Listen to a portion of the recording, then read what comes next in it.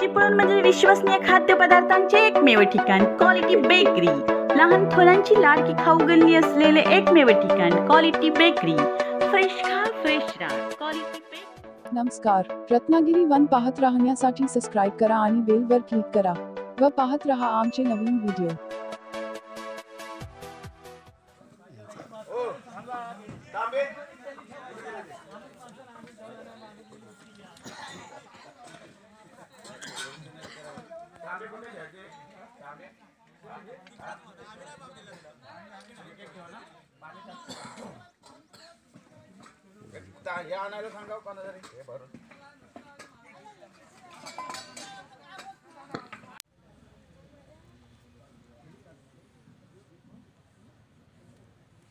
नमस्कार, मी शाहिद खेरडकर रत्नागिरी वनमध्ये आपल्या सर्वांचं स्वागत करतो।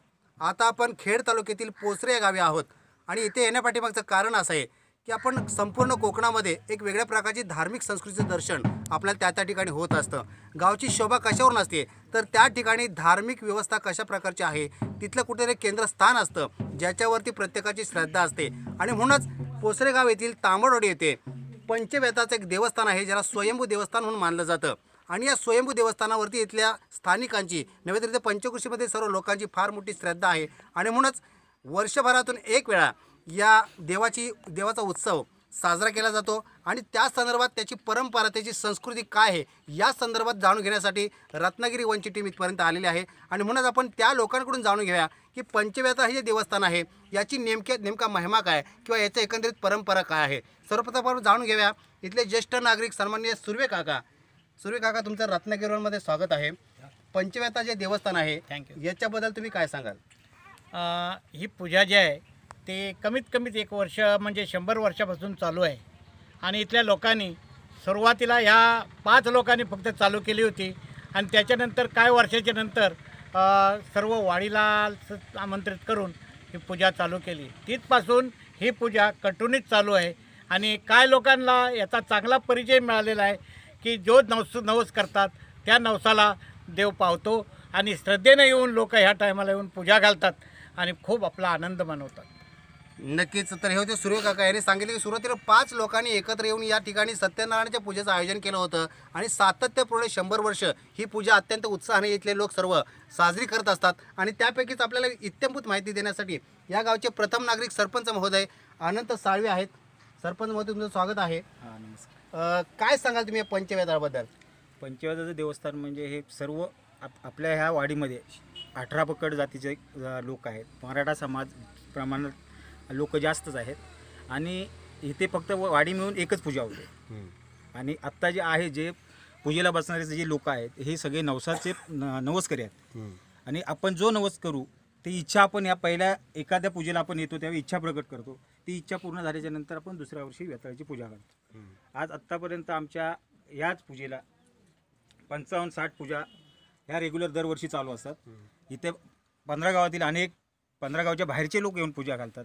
आम्हाला आमच्या श्रद्धेला देव पावतो आणि त्याच्यामुळेच हे आम्ही श्रद्धेनं मुंबई पुण्यापासून लोक इथे येऊन आम्ही मोठ्या आनंदाने हा उत्सव साजरा करतो। सरपंच महोदय यानंतर आपण इथले स्थानिक किंवा या गावचे नागरिक जे पुण्यामध्ये व्यवसायानिमित्त नोकरीनिमित्त असतात ते सत्यवान साळवे आहेत। सत्यवान साळवे तुमचं स्वागत आहे। नेमके आपल्या पंचवेता जे देवस्थान आहे याच्याबद्दलची काही आख्यायिका वगैरे काय आहे का? नमस्कार। हा जो आपला पंचवेता जे पूजाचे आयोजित केलेली आहे ते एक चांगल्या मनाने सर्वांनी आयोजित केलेले आहे। याचं महत्त्वाचं म्हणजे 100 वर्षापूर्वी ह्या पूजेला सुरुवात झाली आणि ती कशी सुरुवात झाली की असं आमचे पूर्वज सांगतात की आमचे आता जगन्नाथ दादा सांगितले त्याप्रमाणे एक शेतकरी इकडं नांगरत होता आणि नांगरत असताना त्यांना इथे नांगरकी करता त्यांना एक शिळा लागली आणि ती शिळा लागल्यावर ते त्या नांगराचं चाक त्या शिळेला लागल्यानंतर ते पुढे गेल्यानंतर त्याने मागं वळून बघितलं तर एक शिळा आपल्या नांगराला लागलेली आहे आणि त्यातून पाणी येत होतं। ते पाणी येत असताना त्याने साफ वगैरे केलं आणि नवस केला की बाबा जी काय शिळा लागले तिची मी येतो माझ्या शक्तीप्रमाणे मी पूजा करत जाईन आणि ते पाणी यायचं थांबू दे। त्याप्रमाणे ते शेतकऱ्याने नवस केल्याप्रमाणे 4-5 दिवसांनी येऊन बघितल्यानंतर ते शेतून येणारं पाणी थांबलं। त्यानंतर आमच्या गावातल्या लोकांना घेऊन वाडीतल्या लोकांना घेऊन ही आख्यायिका म्हणजे त्या लोकांनी त्यांच्या कानावर घातली आणि त्या दिवसापासून आम्ही लोकांनी जमून ठरवलं की एक शुक्रवार वार हा धरून या सत्यनारायणची पूजा घालत जायचं. आता तसं पाहायला गेलं तर आपण आमच्या पंचायतीला नवस करतात की बाबा माझं एखादं स्वप्न पूर्ण होऊ दे, माझे एखादं ध्येय आहे ते संपूर्ण होऊ दे. ते करत असताना मी तुझी पुढच्या वर्षी पूजा घालन, हे स्वप्न, हे ध्येय, ते जे येणारे नातेवाईक असतात, मित्रमंडळ सगळे सोयरे असतात, हे सगळेजण आपलं पूर्ण करतात आणि आपली यथाशक्ती सत्यनारायणची पूजा घालत असतात. कारण ते त्यांचं स्वप्न पूर्ण झालेलं असतं. ते काय मनामध्ये त्यांनी इच्छा ठेवलेली असते, ती इच्छा पूर्ण झालेली असते. त्याच्यामुळे सर्वजण येऊन या महाराष्ट्रामध्ये तांबडवाडीतला कुठेही राहणारा व्यवसायाच्या निमित्ताने, कामधंद्याच्या निमित्ताने गेलेला कुठलाही नागरिक असू द्या, तो आजच्या दिवसाला हा इथे येतोच आणि आपली जे काय मनभावना असते सेवा देवाची करत असतो. त्याचप्रमाणे इथं आलेल्या सर्वांचे चांगल्या प्रकारे एक स्वागत केलं जातं. संवाद साधणार आहोत या गावचे प्रतिष्ठित नागरिक दीपकजी राजमाने यांना विचारूया की नेमकी ह्यांची भावना या देवस्थानाबद्दलची काय. दादा काय सांगाल? नमस्कार. सर्वप्रथम श्री पंचवेताळाच्या ठिकाणी आज पोसरे बुद्रुक तांबडवाडी या ठिकाणी पूर्वीपासून, आता आमच्यापेक्षा वरिष्ठ लोकांनी सुद्धा त्याची माहिती सांगितली, अनादी कालापासून म्हटलं तरी चालेल, सुरुवातीला अगदी कमी लोकांना त्याचा लाभ झाला आणि मग त्यांनी संपूर्ण वाडीतील ग्रामस्थांना एकत्र करून अशा प्रकारे नवस करून, नवसाला नवस जिंकून एकापासून दुसऱ्याला, दुसऱ्या असं एकाचे 21, 21चे 100 पर्यंत आता गेलेत. आणि आता अशा प्रकारे मला वाटतं कोकणातील हा पहिलाच ठिकाण असावं की ज्या ठिकाणी सत्यनारायणाच्या महापूजा एकाच वेळी, म्हणजे पंचवेताळाच्या दोन्ही बाजूला जवळजवळ 50, 60, 65 पर्यंत त्याचा आकडा गेलेला आहे. आणि ज्या भक्तिभावनेने लोक मुंबई, पुणे या वाडीतील ग्रामस्थ आहेत की जे कुठेही असले, देव हाकेला पावलाय रे आपण म्हणतोच नेहमी, त्याप्रमाणे काही अडचण असेल तरी देवाचं नुसतं नाव घेतलं, नुसते आठवण केली तरीसुद्धा त्या ठिकाणी असलेली अडचण दूर होते. ही श्रद्धा, ही भावना एक प्रकारे या वाडीतील लोकांना त्याचा अतिशय चांगल्या प्रकारे अनुभव आलेला आहे. आणि त्यामुळे त्याचं हे वैभव म्हणा, काही म्हणा, या गोष्टी महिमा, हा नामाचा महिमा वाढत गेलेला आहे. आणि त्याबद्दल आम्हाला या वाडीतील ग्रामस्थांना याचा जास्तीत जास्त लाभ होतो आहे. आणि त्याच्या पुढे आधी आजूबाजूचे पाहुणे मंडळी किंवा या सगळ्यांना त्याचं माहिती होत गेल्यामुळं आज या पंचक्रोशीमध्ये अशा प्रकारचा मला वाटत नाही की दुसऱ्या ठिकाणी कुठे महिमा असेल किंवा अगाध महिमा पंचवेताळाचा हा या ठिकाणी पोसरे बुद्रुक तांबडवाडीमध्ये आपल्याला पाहायला मिळतो. धन्यवाद दादा. आणखी एक व्यक्तिमत्व आपल्याबरोबर आहे, शंकर शिंदे. दादा, तुम्ही अनेक वर्ष बालपणापासून या देवस्थानामध्ये श्रद्धा आहे तुमची, किंवा तुम्ही एवढे वर्ष उत्सव पाहत आलेला आहात, तुम्हाला वेगळं काय जाणवलं याच्यामध्ये? वेगळं म्हणजे असं श्री पंचवेताळाचं स्मरण करून सांगतो की आमची पूजा जी आहे, सत्यनारायणची पूजा आम्ही घालतो, पण इतर ज्या पूजा होतात सत्यनारायणच्या, त्या सत्यनारायणच्या पूजेला महिला आणि पुरुष अशी 2 व्यक्ती बसतात. पण ही पंचवेताळची अशी पूजा आहे की तिथं फक्त पुरुष बसतो. आणि पुरुष बसतो तो इतर गावातनं येतो, तो आपली शिजुरी म्हणजे जे नैवेद्य असतो तो आपल्या आपल्या घरून आणतो. आणि तो जरी ह्या गावात आला तरी तो त्यांच्या नातेवाईकांकडं, तो इतरांकडं बसून तो स्वयंपाक तयार करून तो नैवेद्य ह्या वेताळाला अर्पण करतात. अशी आमच्या वेताळाची परंपरा आहे. बस.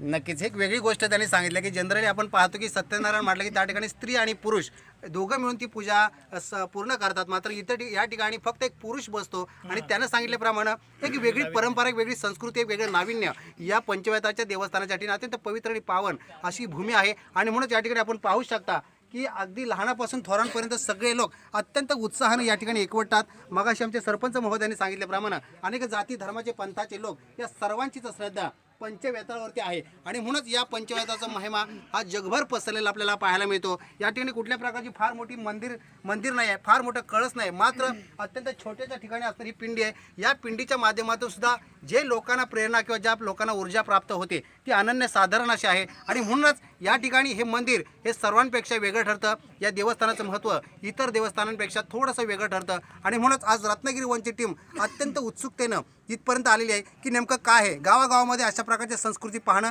त्या संस्कृती इतरांपर्यंत पोहोचवणं आणि त्याच्यातून इतर समाजाला काहीतरी प्रेरणा मिळणं. कारण महाराष्ट्र, कोकण आणि संबंध लोक हे देवावरती श्रद्धा ठेवणारे आहेत आणि आपापल्या श्रद्धेवरनं ते आपले जीवन प्रवास चालू ठेवत असतात. त्यापैकीचे देवस्थान म्हणजे पंचवेताळाचे देवस्थान. आपण पाहणार आहोत की हा सगळा जो उत्सव आहे तो कशा प्रकारे चालतोय. तुर्तास तरी या लोकांना पण शुभेच्छा द्याव्या. तुम्ही सर्वांनी आमची संवाद साधलात, पंचवेताळाचा महिमा सांगितलात, याची आख्यायिका, याची परंपरा, संस्कृती सांगितलीत. मी तुम्हाला सर्वांचे मनपूर्वक आभार व्यक्त करतो. तुम्हाला तुमच्या पुढील वाटचालीसाठी लाख लाख शुभेच्छा देतो. मी शाहिद खेरडकर, राजेश जाधवसह रत्नागिरी वन. धन्यवाद. वाजत गाजत इथं घेऊन यायचे आहे आणि आणल्यानंतर आपण जिथं पूजेला बसलो होतो त्या जागेवर सर्वांनी उभं घेऊन बसायचंय. परत जिथं आल्यानंतर जिथं आपण उभे आहात तिथे सर्वांनी बसायचंय. सर्वांना नम्र विनंती आहे.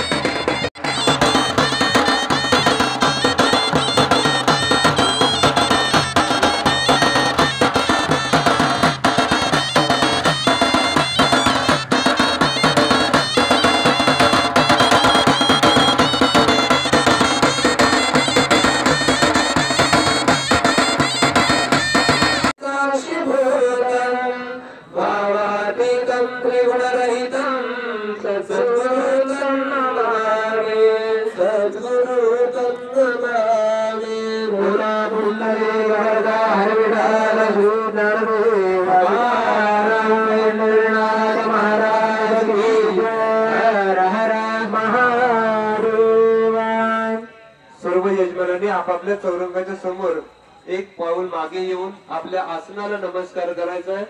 पृथ्वी देवतेला नमस्कार करा आणि मागे उभे असणाऱ्या सर्व मंडळींना एकदाच नमस्कार करून खाली बसून घ्यायचा आहे. ओम पृथ्वी तस्य मेर पृष्ठर शेकर्मा देवता सुतल छंदः आसने विधियागः प्रभवे त्वया हृदालोका देवी त्वं विष्णुनावृता पंचभारण्यमां देवे पवित्रं गुरुदासना. श्री गुरुमाय नमः. भद्रमाताय नमः. आदर्शयोगाय नमः. प्रार्थना पूर्वक नमस्कारं करोमि. गोविंदाय नमः. नारायणाय नमः. हस्त प्रक्षाल्य मुख प्रक्षाल्य शवैर्मतत्वं शोधयामि स्वाहा. विद्यातत्वं शोधयामि स्वाहा. शिवतत्वं शोधयामि स्वाहा. सर्वांनी एक पाणी हातावरती घेऊन आता की किती सौंदर्य या पूजेचं आपल्याला पाहायला मिळतं. इथं एका रांगेमध्ये सगळी मकर सजलेली आहेत आणि प्रत्येक पुजारी या ठिकाणी समोर बसलेले आहेत. ठिकाणी मंत्र अत्यंत शास्त्रशुद्ध पद्धतीने चाललेले आहेत आणि इथे तरुण लोक आहेत ज्यांना सुद्धा या देवस्थानाबद्दलची वेगळी ओढ आहे. आपल्यावर एक अमोल पवार नावाचा एक तरुण आहे. अमोल, अनेक वर्षे देव पाहतोय, तुला नेमकं काय अनुभव आहे? मला असं वाटतंय की हा जो काही लोक बसले त्याच्यातच सगळं दिसतंय की आज एवढे दिवस आम्ही शहरामध्ये पुणे शहरामध्ये राहतो, पण आम्हाला गावाला पूजा म्हटलं की ते ऑटोमॅटिक ओढ लागते. तर एखाद्या दिवशी वाटलं असं एखाद्या दिवशी की यायला मिळत नाही, पण तरी आम्हाला ते झोप लागत नाही की नाही आपल्याला जायला पाहिजे, काहीतरी करायला पाहिजे. आणि ज्या पद्धतीने ह्या देवाने सर्व भरभराटी केली वाडीची, असं मला वाटते की अजूनही भरभराट अशी चालू राहावी असं मला वाटते. नंतर आपल्यावर बोलण्यासाठी एक आनंद साळवी गुणाचे पुणे शहरामध्ये राहतात, सामाजिक कार्य करत असतात, मात्र तरीसुद्धा या देवाची ओढ आहे की त्यांना इथं घेऊन येते. साळवी, तुम्ही काय सांगाल पंचायताबद्दल? जे या देवाचे आपला पुढे संत आहे आणि या देवाचा एक केला जातो आणि सध्याला पावतो असा देवाचा नवसाला पावलेला आहे. आज जी पूजा आहे या नवसाच्या पूजा इथे आहे आणि आम्ही शहरामध्ये राहतो. सकाळी त्याचं नामस्मरण आपण बाहेर पडतो. तुमचं किती मोठं संकट जरी आलं तर या व्यक्ताचं नामस्मरण घेतलं ते आपल्यावर दूर होतं. किती मोठ्या अडचणी आल्या, पैशाचा प्रॉब्लेम होत्या, कुठलाही प्रॉब्लेम होत्या, फार मोठा दूर होतो. आणि ह्याच्या पूर्वीने आमच्या पुणे शहरामध्ये आम्ही पंचायत विकास संस्था म्हणून स्थापन केली आहे. आणि या स्थापनेतून फार मोठा आम्ही या गावासाठी कार्यक्रम असतो आमच्यामध्ये आहे. आणि आमचा सध्या स्वरूप हे आनंदात आमचं दैवत आहे. कारण हे पुणे सहज आमचं जे चाललेलं आहे शहरामध्ये किंवा जगाच्या पाठीपुढे, तर ह्या परमेश्वराच्या कृपेने चाललेलं आहे. यथामध्ये माहेश्वर जंगमद्वारा यथा सांग श्री पंचवेताळ भगवान शुभदिने यथाशक्ती यथा ज्ञानेन श्री सत्यनारायण व्रतकथा पूजन मह्यम करिष्ये. कामना सोडून द्या. पुरा पुंडली गमर्दा हरिविठाल श्री ज्ञानदेव तुकाराम. प्रसाद आहे ते, तो नारळ घेऊन जायचं. बघतो आता पहिलाच लागतो. सर्व मंडळी कृपया जो नारळ आहे तो आपला उपकरण आहे त्याच्या उजव्या भागामध्ये घ्यायचं, उजव्या साईडच्या भागामध्ये घ्यायचं आहे. गुरुजी त्याच्यावरती घेऊन फक्त अक्षर टाकणार आहे.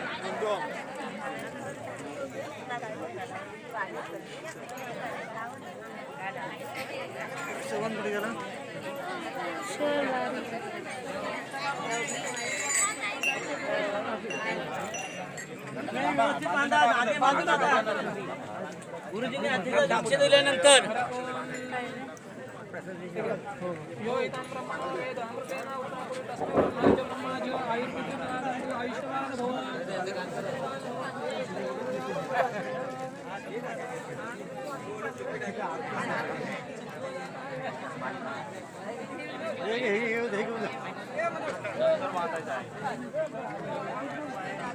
तिथं सर्वांना प्रसाद दिला जाईल.